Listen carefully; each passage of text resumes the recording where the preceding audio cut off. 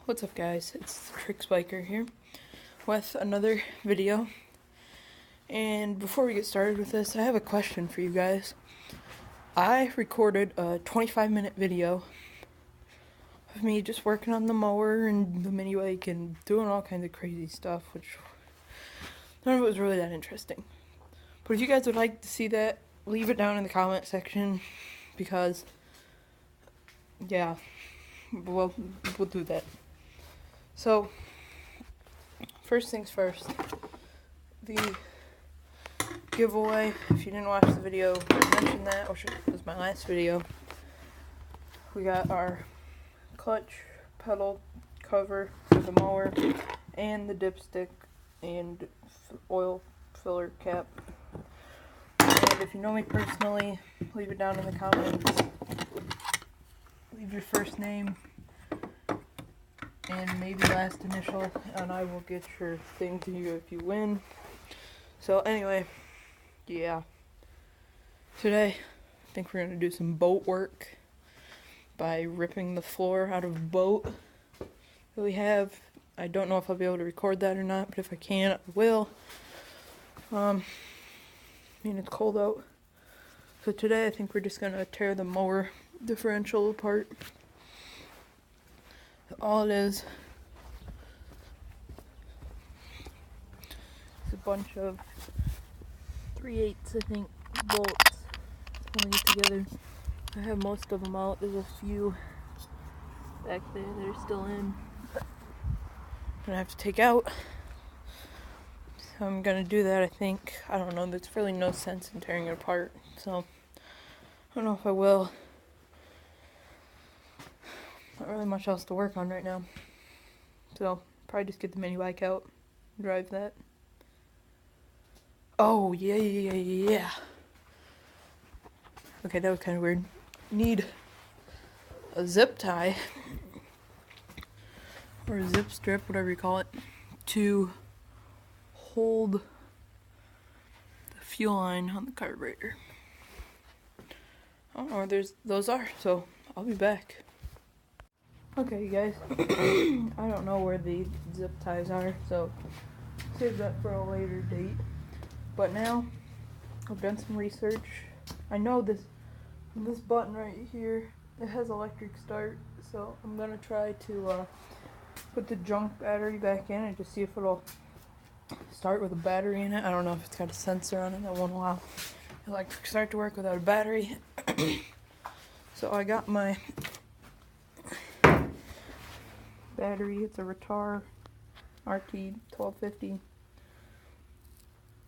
So it's already got the wires on it and everything, so I just plug that in. To do that, there's these two 10mm bolts. I think they're 10s, I don't remember. Hold the seat on and a couple Phillips head screws. One there, two down there. Then just gotta unhook the wire for the ignition, take the gas cap off, and everything just comes apart. So I'm gonna get in the toolbox and get the socket set out. And I know you need extensions to get the bolts out. So I guess here we go. Oh man, I haven't been down like this for a while. Oh.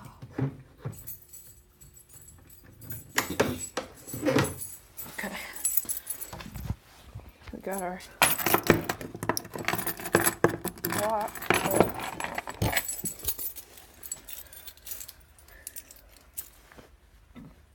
The only reason I lock it is because you never know what's gonna happen and when it's gonna happen.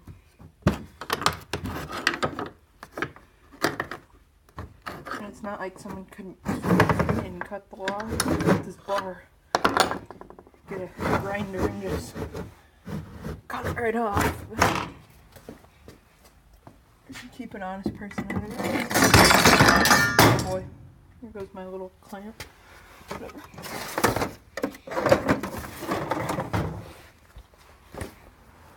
As I said, if I remember correctly, these are 10mm. That's what they look like anyway. Oh, just get my ratchet out. What I hate about the socket set is you gotta get the nut driver out so you can pry your socket out. They're too hard to get out. And especially this little adapter creates the 1/4" drive. I do not have a 1/4" ratchet, as I think I do, but it's in my other toolbox. Okay, I'm back. I accidentally hit the stop recording button. So, as I was saying, I have a 1/4" ratchet that's in my other toolbox. So that's not with me. You need another extension. I think I hate about this little Harbor Freight box. You have a screwdriver in there to get it open. Like I use this a bunch. I got my Stanley box that I like more. And you just get your extension out of there. And throw that one down. Then got another extension on there. That'll stand up. There we go.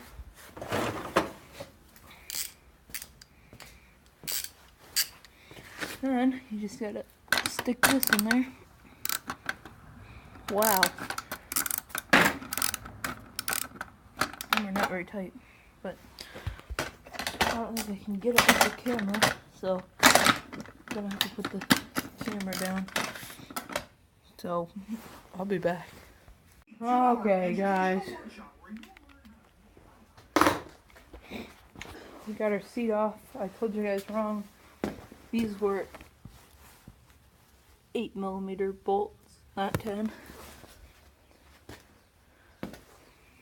And we got our seat off. As you can see where the exhaust comes out and it goes to the pipes. And then our shock, which is mud all over it. Then got most of this off, some wiring here. And we just got to the gas cap off. Yes, I have one glove on and one glove off. So we'll just set our cap down. Then you gotta pull your tank off. Then it's just this little wire for the ignition holding on. Squeeze this. Here, this literally fell off. I didn't even try to squeeze it. Then your ignition's still in there. And just screw your gas cap back on the tank. When I bought this machine, my dad was helping me with it, trying to figure out how to get the tank off. Actually, this was before I bought it, to see if we could get it running, and then I was going to buy it. But we get the tank off, and we pick the tank up, and we set it aside, and we were going to dump the old fuel. He's like, "Where's the gas tank at?" And he's looking underneath the shell, because, yeah, this is just a hollow shell. And there's the tank. It's like a 1-liter tank or something. I don't know, this was made in China, I'm pretty sure. Japan somewhere. Now it looks pretty stripped down. Check my gas level. Right here's where your battery goes in. There was a mud dauber bee hornet nest right here. Oh, it's like a shield there and the gas tank separated. Really all you gotta do is get this wire, which is for your battery, and this one goes for your ignition. And man, this is like a freaking mess. This is horrible. I'm no electrician, but I'll tell you what, it can't be good. So we're just gonna take our battery, pop it into place, smash our wires down, and just clip these together. Which I will do right now as I set the camera down.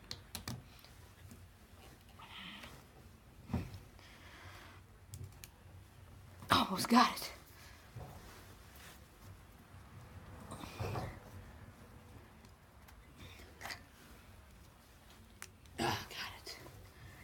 snap.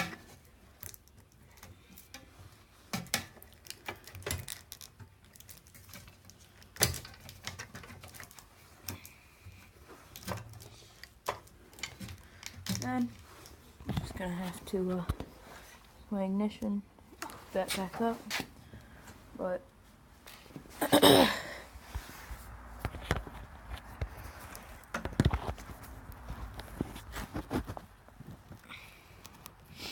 hey, you guys can probably see me. Oh, just screw the gas cap.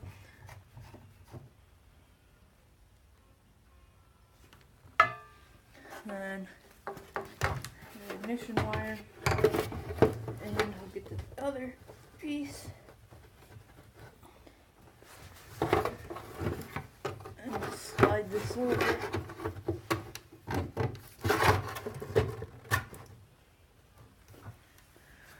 Put our gas cap back on. And put our screws back in.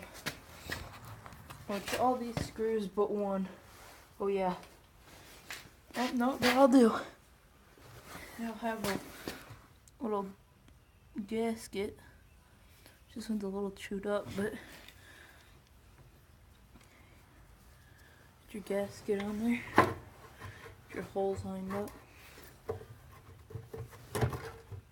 Normally I try to do the center one up at the top. Not even snug it up, just get it in there, and then get the bottom two lined up.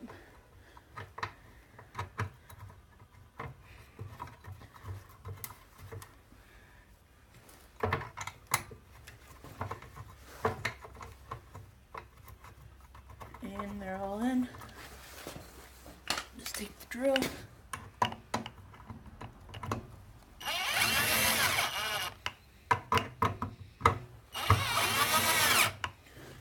And snug it up.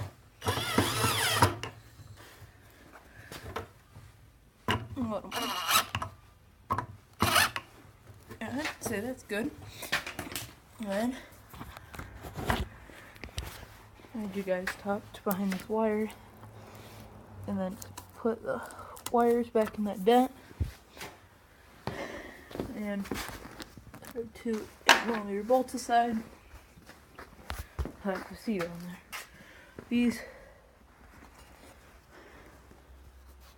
here, them two holes, what mount it, them have to go on the outside of the bracket under there, which you can't see, neither can I. There you can see one of the holes. There, looks good. Now I'm gonna bolt them on there, and then we'll try our electric start.